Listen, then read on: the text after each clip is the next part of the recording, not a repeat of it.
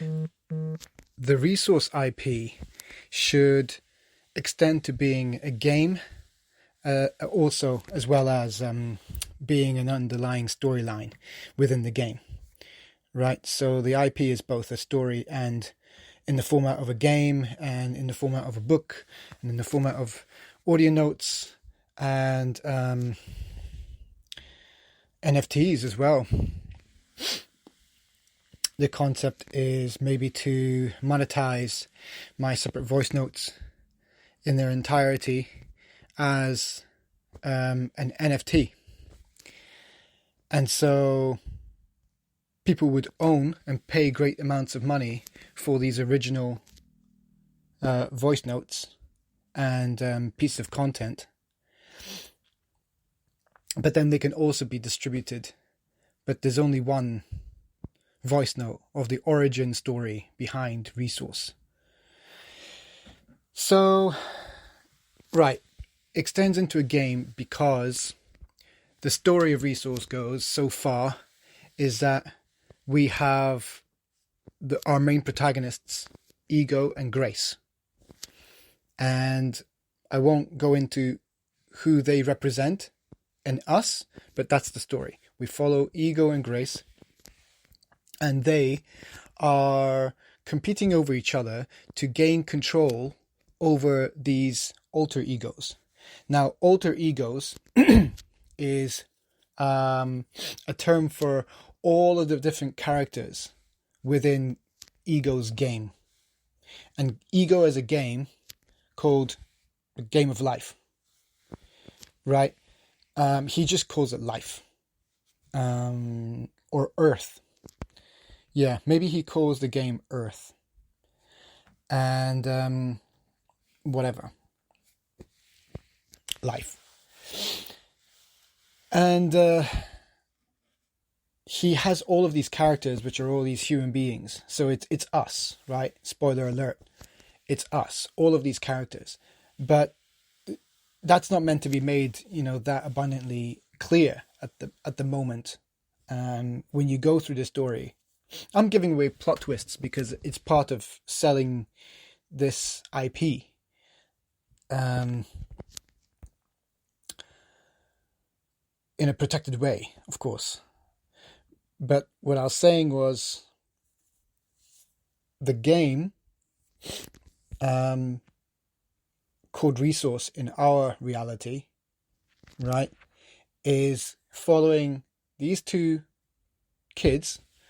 Ego's a younger boy, Grace is an older, maybe teenage, maybe early adulthood young lady.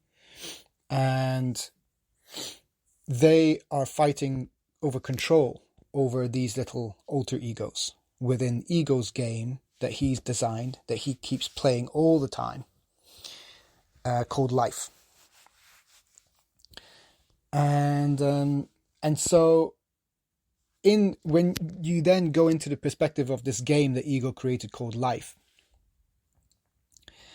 all the experiences that the alter egos go through is just everyday human earth life right now. This is what we're living, right? And so you gain this perspective of Ego's able to just be omnipresent within all of these alter egos because he manifested them, he created them, right? Because he's a form of creation. So is Grace. Another spoiler alert, right? So when you jump in and you see these alter egos, any actor, right? Say it's a film, okay? Say all of this is a film, and you follow this storyline. Any actor can play any alter ego, right? But the alter egos are, let's say, like stereotypes, okay? Different archetypes of an individual. So different characteristics within people, different archetypes can have different names. And so they are the different characters that are represented throughout this simplified version, like way more simplified version of our real day drama. Because that's what entertaining stories have to do. Any writer knows that. that your characters have to be kind of exaggerated versions of the characters that we see in day-to-day life, so that it sparks our connection and we go, oh, that character that I'm watching in this fictitious program is just like a character that I've known in my past, and they're like XYZ, they're like this, they're like that. And so they build that relation. So it's kind of like a pantomime in a way, but that's entertainment. That's like theatrical acting and performance in order to story tell. In order to tell your story, these are the kind of structures that need to be made. So you follow the process, you follow the life's ins and outs of these little alter egos, and you get to understand the character that they are and the rationales that they have. And it can go on forever. You play the typical characters, and that's the kind of backbone of any story, really. You build up their characters, and you go, okay, that's the bully, and that's the victim, and that's the weak one, but that's the really bold one, and that's the kind of one that's been downtrodden, but you just know that one's going to rise up. And so you build all these typical character tropes within the alter egos, right? Anyway, but besides all of that,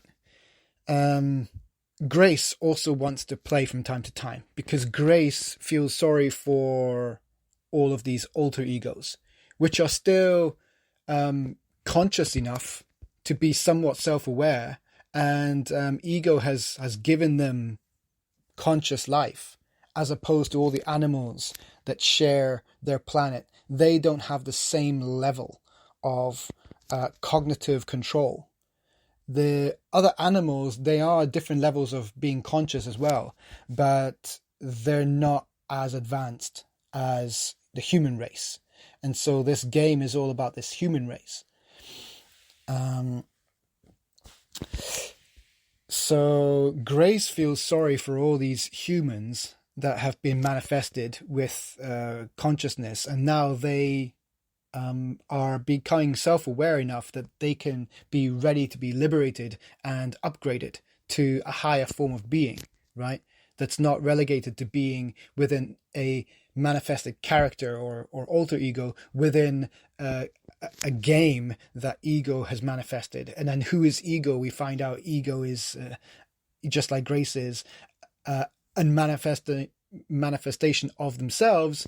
They are a part of greater consciousness, and i.e., the IP is going into trying to go back to source. So trying to return to source, resource. And so that's the greater, like, biggest epic. But it's these layers and layers that you go into. And every time you go into a new layer, you enter that reality and you enter that story. And so it's a way of being able to understand things, understand us through narrative, through creative storytelling that can pass as fiction. But ultimately, it's like, nah, it's not really fiction. You just have to be ready. You have to be, your level of consciousness has to be attuned to being open to other alternative realities. And so when you're more or less like in that more open state, then you are more susceptible to these stories that seem remarkably true, but yet ultimately we're going to fight back against it when it reaches a certain point.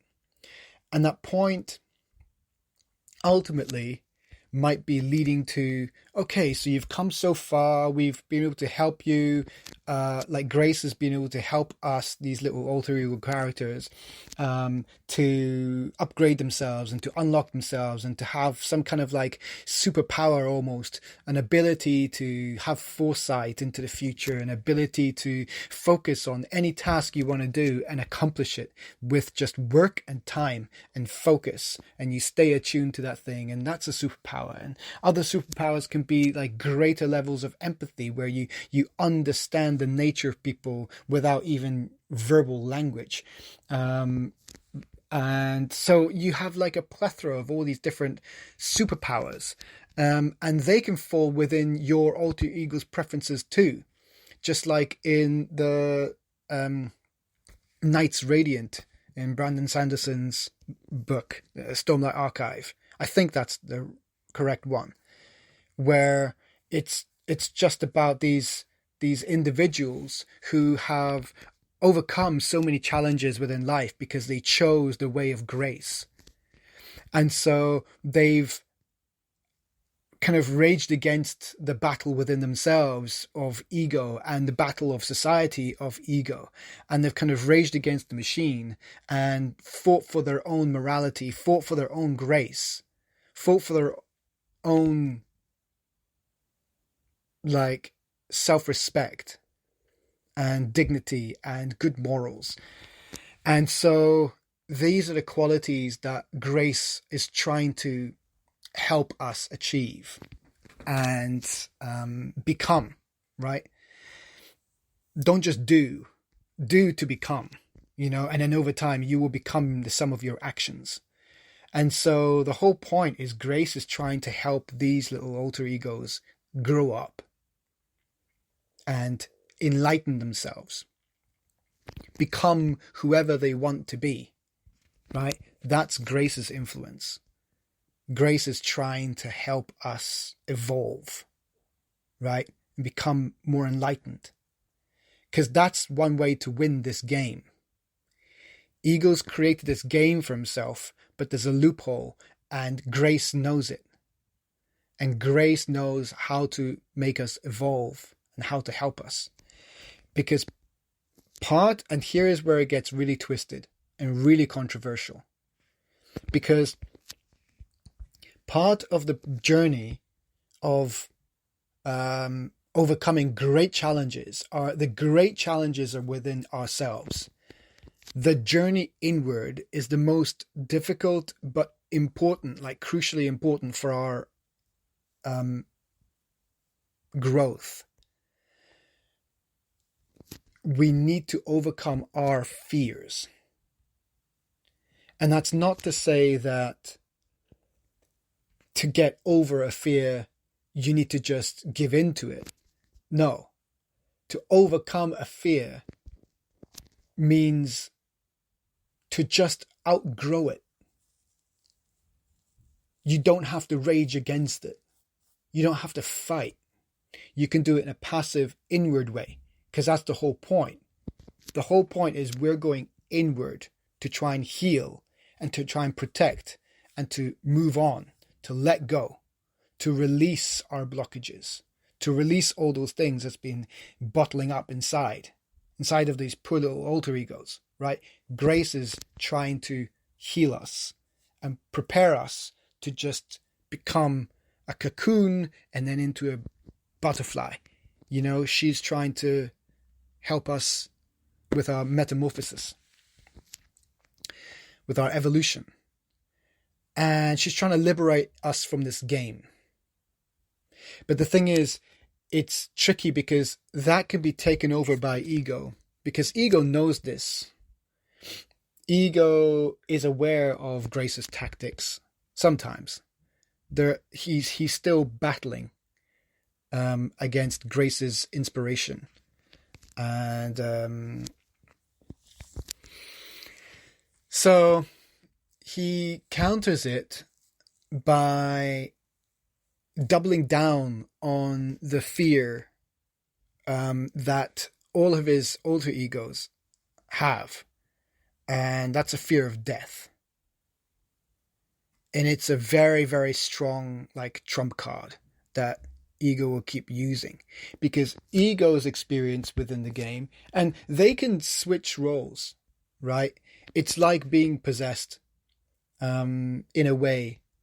Because the alter ego themselves, they can enact free will, which is their move, right? It's their right, basically, as being welcome to a conscious member of society, right? That they can instill free will, enact free will.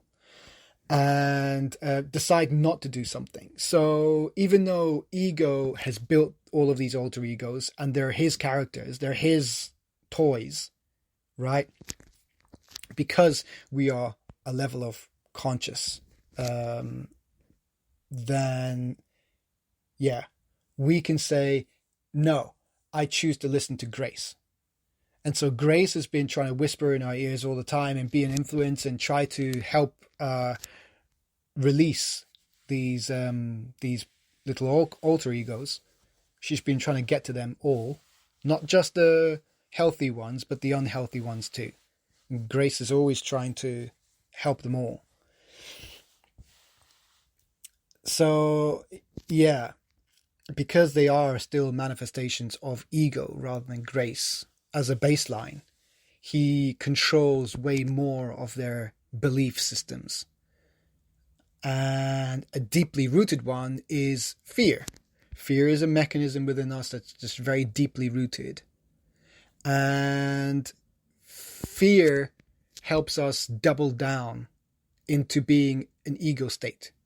So an ego state at its bare core could just be to survive, to protect oneself, right? To just stay alive.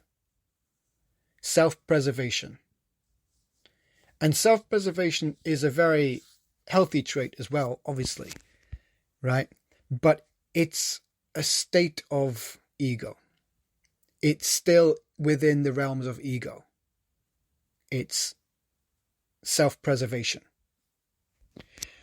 But if the whole point of grace is to influence us to move away from ego, to liberate ourselves from ego, so no longer become an alter ego, to instead like rise up, wake up, and understand about all of these underlying structures and social systems and stuff like that, and social dynamics.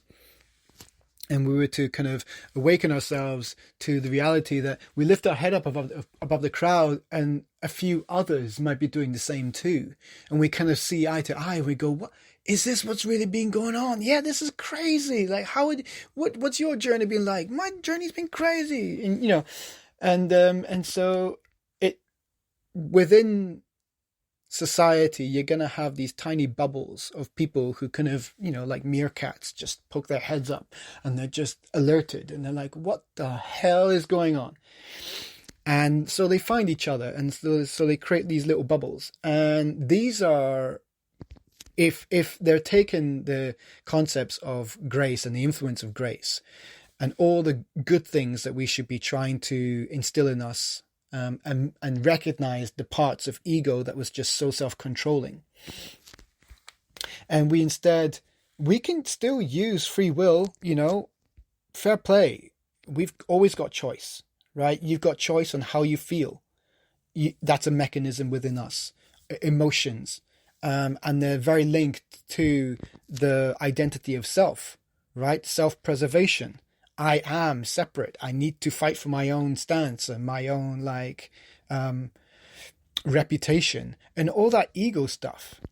It's so locked in, but when you recognize it from attuning more to grace and letting grace take over and inspire you and influence you, you spend more time with it, with grace taking control, like influencing you, and you will understand way more of these structures. In whatever form grace wants to be a positive influence to you, just listen out. Listen out, follow grace, and she will enlighten you and help you see things for how they really are, because she's got your best interests, right?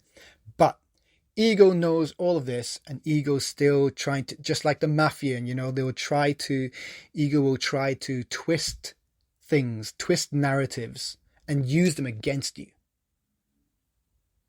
just to stay legitimate, just to reinstate his dominance over his game, over his alter egos. He designed it. This is his game. He just wants to play his game. So where do we stand? Now, the thing about the fear of death being the ultimate way. Well, it can be one way, but it's like the ultimate way of ending one of the alter egos' lives, right? But because we are those alter egos, we are just computer game characters, symbolized as. We still have a choice to not listen to ego and liberate ourselves from this mortal coil, right? Which is very much a fear, right? It's like our ultimate fear of ego, let's say, is to go against self-preservation and completely surrender to this higher belief, right? But we can't prove that because this is still just a story. We are still manifestations of ego. We literally would die if we were to try and kill ourselves. We would die, right? But that's not to say that the story is or isn't real. It's part of the mystery.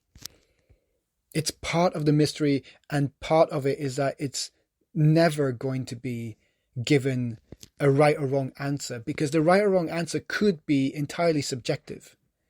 Because if we've learned anything along this journey, is that it is possible for us to literally manifest our own creations, our own stories, our own lives. It could be. So we could be able to manifest life after death, emancipation from the mortal coil, and then you upgrade. Your soul is eternal, so your body could just terminate, but your soul is everlasting, and your soul could live on to do whatever, be reincarnated, or just evolve, or level up a class, or join another game, start another game. It could do anything. You could think about these ways, but it's never going to be proven, because that's part of the trick. It's part of the mystery of the greater life.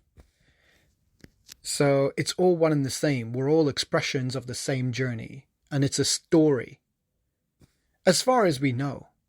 But that's compelling enough for me.